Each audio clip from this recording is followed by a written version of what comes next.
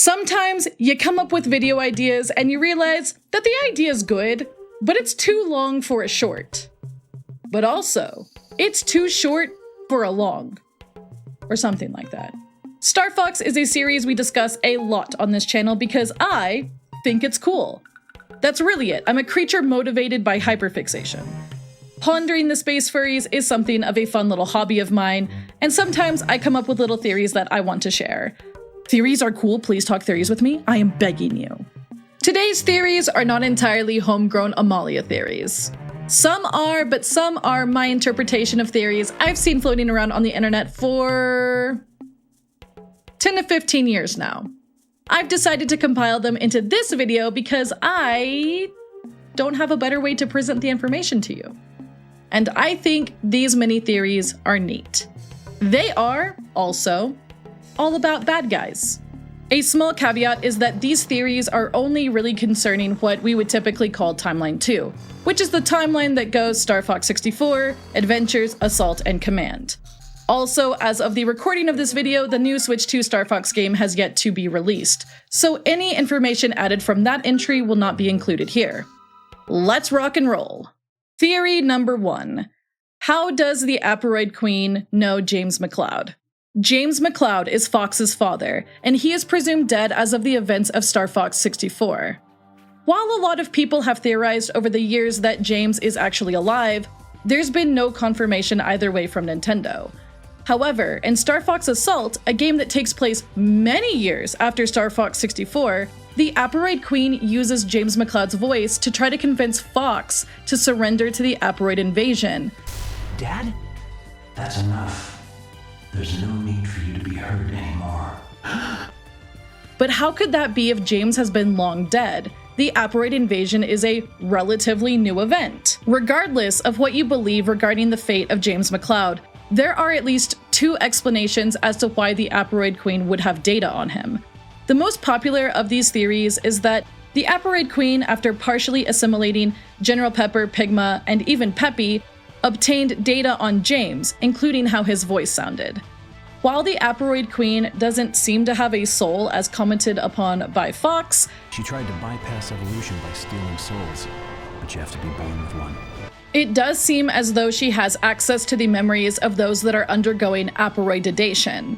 Because Aparoids operate via a hive mind, any Aparoid that infects an organism can seemingly transmit all of the memories and data of that organism through the hive mind and directly to the Queen. So the Queen would never have had to meet James McCloud in order to know about him. If one of her soldiers infected someone who had the memories of James McCloud, she could have taken that data and processed it enough to realize that he could be a tool to manipulate Fox. Which means that the Aparoid Queen has to have understood that James meant a lot to Fox, which, considering that Fox again comments that the Queen has no soul, is a pretty terrifying concept. Even if the Queen did not personally understand love, she knew enough about it to try to use it to leverage Fox into surrendering, which is honestly just really creepy. The entire premise of the Aparoids is creepy, and that's why they're awesome. But while this could very well be the case, I believe there is something a little deeper happening here. Take a listen to Peppy's dialogue after you defeat the first Aparoid you encounter. Aparoid, Aparoid, Aparoid. Somehow, we beat it. But what a strange creature. Wait, what's that? I don't believe it. Fox, you have to get that. Really? Well, okay. He doesn't really seem to question what the Aparoid is, does he? Instead, he comments that he doesn't believe it and that Fox has to go grab the core memory. Fox seems a bit taken aback by this, and the next briefing cutscene touches upon Peppy's sense of urgency. The story told in this cutscene is additionally referenced in a place you would not really expect: Super Smash Bros. 4. The Aparoid trophy found in the game reads, "The boss from the first mission in Star Fox Assault. This Aparoid shows up while Oikini is singing his own praises, easily knocking Andross's nephew out of the sky. This same creature, its wings making it resemble a butterfly, apparently attacked a Quinarian fleet 17 years earlier." Coupled with Peppy's reaction in the scene after the boss fight and General Pepper's familiarity with the Aparoids, I cannot help but wonder if this attack 17 years ago is how the Aparoid Queen got data on James McCloud. In the official Nintendo Japanese guidebook for Star Fox 64, the NCL guidebook in particular, it is confirmed that both Peppy Hare and James McCloud were members of the Cornerian military prior to the creation of the Star Fox team. It is entirely possible that they were both present during the attack 17 years ago, and both managed to survive that ordeal.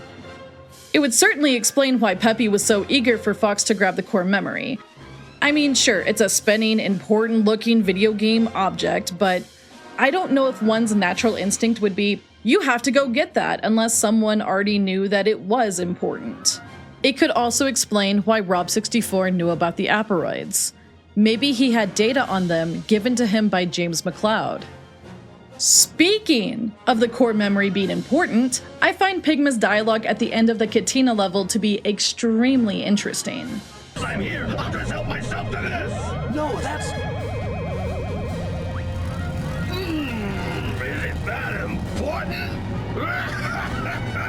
Then I'm gonna be rich. There are two ways to interpret this. Either Pigma legitimately has no idea what the core memory is and swiped it from Fox just to be that guy, or he's mocking Fox, asking if it's important, already knowing the answer because he's very aware of the Aparoids. At first, I thought he was just trying to be that guy, but I'm not entirely convinced that's the case anymore. In the aforementioned Japanese guidebook, Pigma is mentioned to have been a researcher directly under Andross prior to his exile. It's how they met, and presumably how their friendship, I guess you can call it that, grew over the years.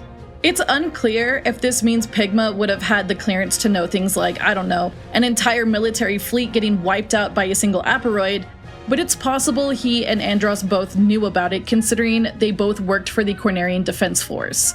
And Andross held an extremely high position. Pigma is a character I love to hate. He's so greasy and horrible, but he's so entertaining as a bad guy.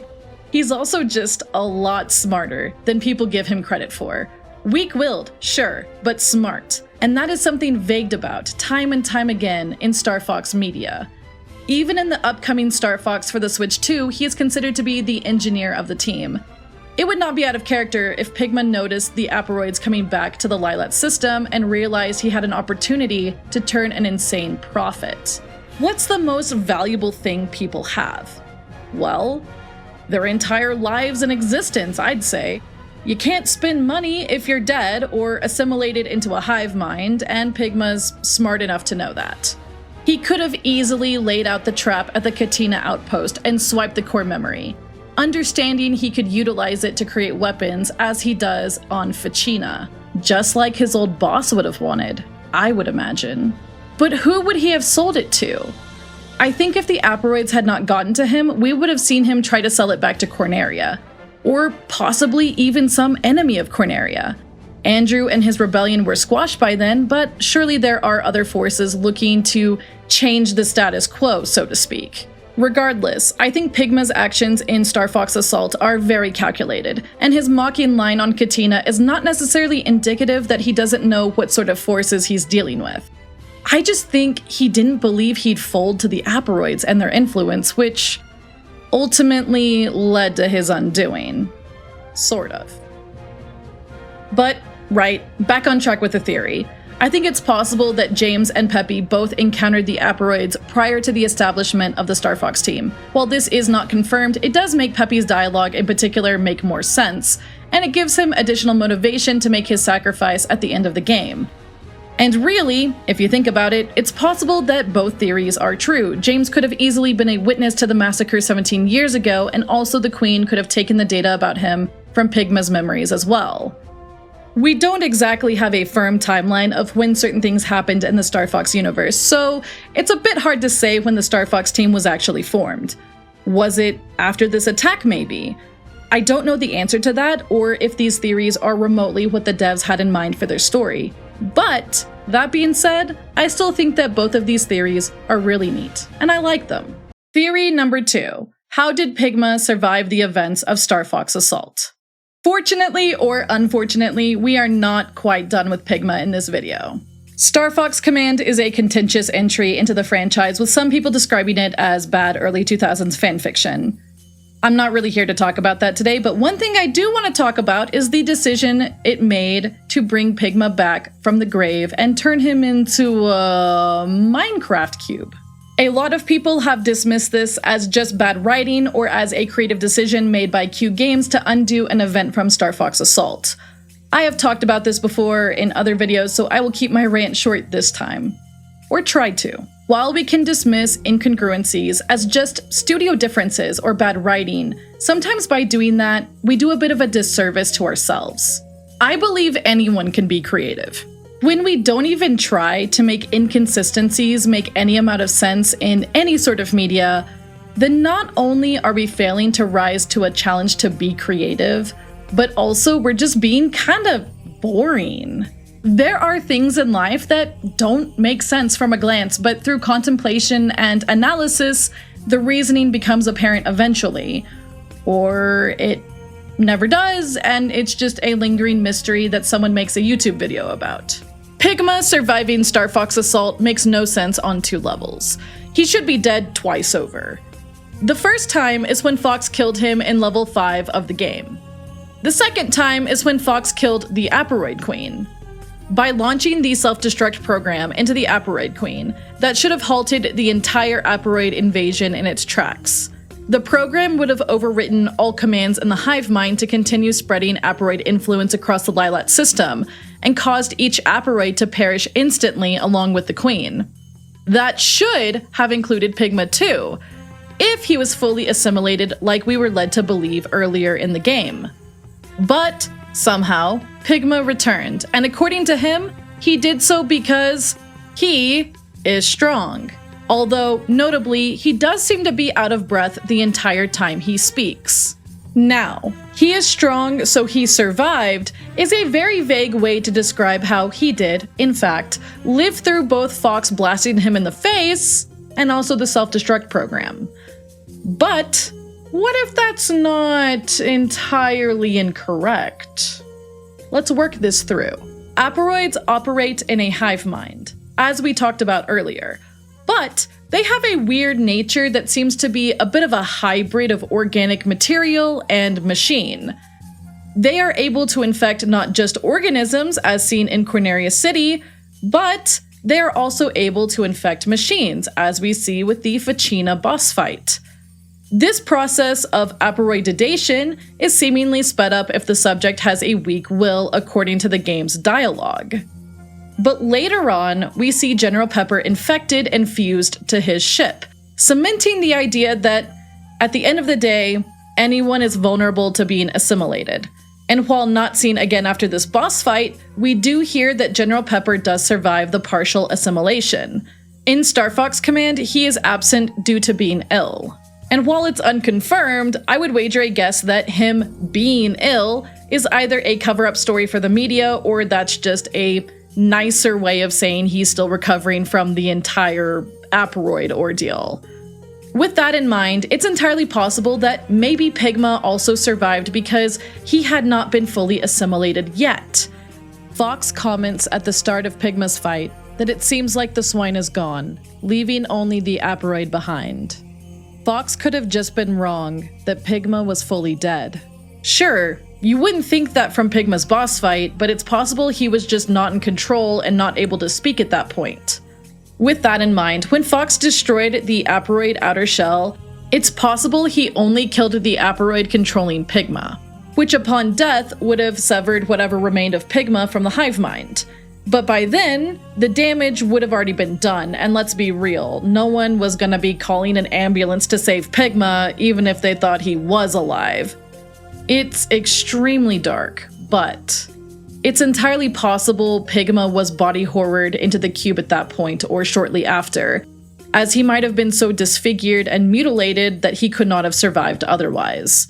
He was a bioweapons researcher after all, and he could have figured out a way to save himself, even if it turned him into that. Pigma in Star Fox Command constantly sounds like he's gasping for air and he struggles to even make sentences. I think if he was purely a robot at that point, he would not have to worry about breathing, would he? And so I posit the idea that Pigma is physically in the cube. Somehow. But he's in such a state that if the game were to show how he looked physically, it'd have to be rated M, because I'm pretty sure he would resemble some sort of Resident Evil goop monster. The thing about Pigma is that while it's inferred that he has a weak will, I think you could also make an argument for the opposite. He's disgusting and greedy and weak to the point where he'd betray his own friends for money. But on the flip side of that, he is so driven for profit that it could, in a way, be considered an extremely powerful motivation. Powerful enough that you could consider his will to be quite strong. He does so many morally wrong things, but he does them because he's bent on his goals to a sick and disgusting level. His goals are shallow and vain, but his determination to see them through is strong. And that is what makes him a fascinating character. Fascinating enough, I think, that I may consider doing a deep dive into his character. Let me know if you'd like that. And now, our final mini-theory. How did Andross survive after Star Fox 64? Since we're talking about people being dead, but not really dead, but also dead, I think it'd be a good time to bring up another point I've seen talked about regarding Andross. In Star Fox 64, there are two endings, the real and fake ending. The real ending has you fight Andross's two forms, his monkey face form and then his brain. It's nightmare fuel, and we hate it, but we also love it. In the fake ending, you fight Andross in his monkey face form and then his mindless robot form. This is considered to be the fake Andross fight because it's not the real Andross. You got duped and he didn't actually stop him and he's out there somewhere plotting his revenge. Star Fox Adventures seemingly takes the real ending into consideration, with Andross being considered dead. His ghost quite literally haunts the narrative, as we do get POVs from him several times throughout the game, always in the form of this heat-detecting vision. But the question is the supernatural normal in the Star Fox universe? Are ghosts something that the Lylatians have to deal with often? If not, how did Andross persist as a spirit? Easy answer. Andross did bioweapon shenanigans, and that's how he became a spirity ghost guy. Less easy answer. Venom's haunted. You get a 2-for-1 mini-theory special with this.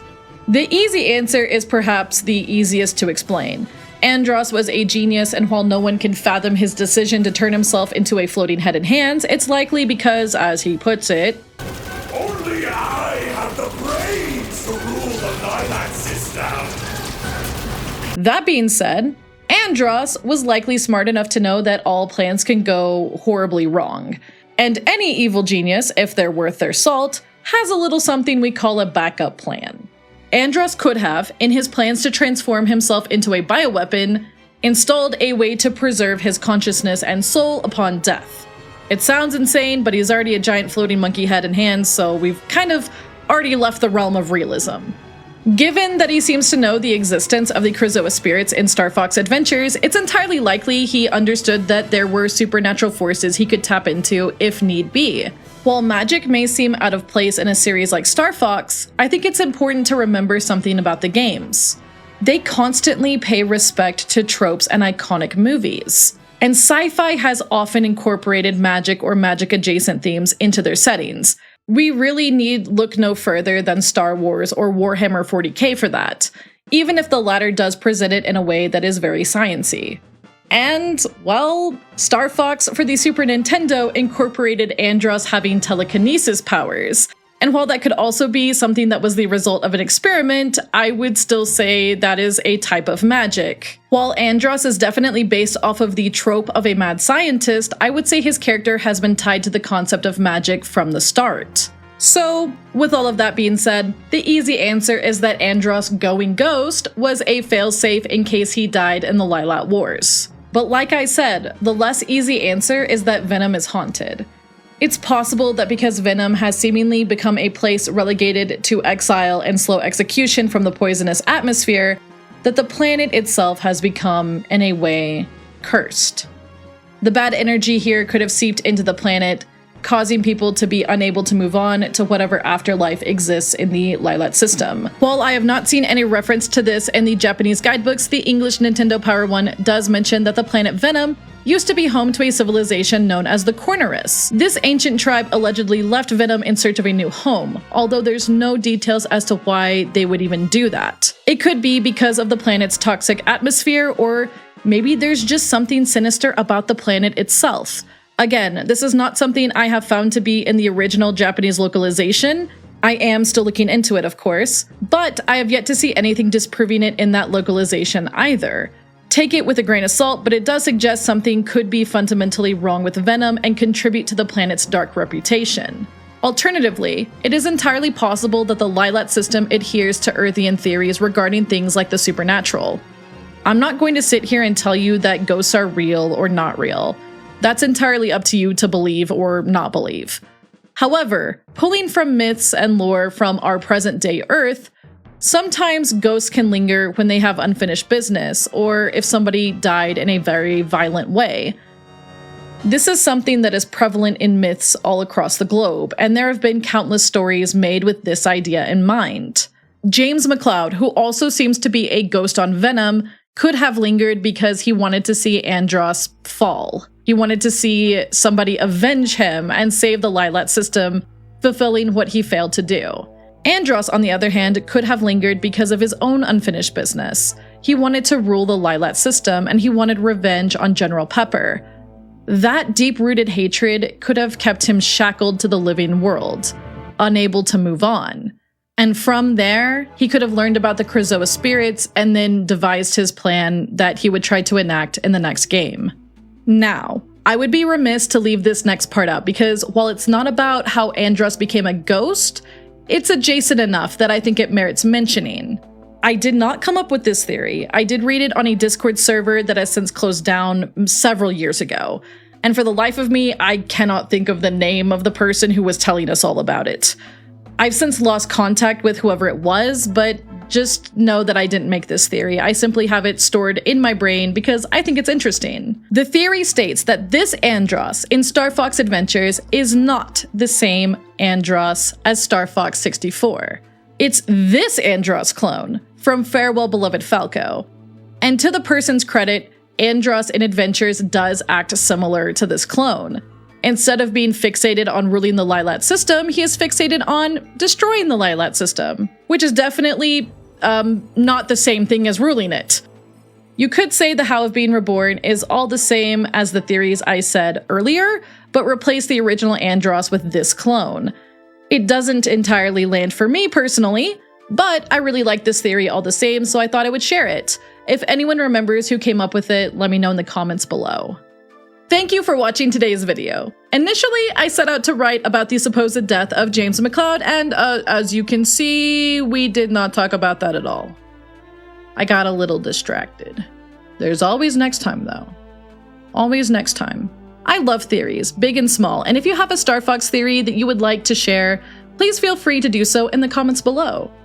Thank you again, and I will see you in the next video.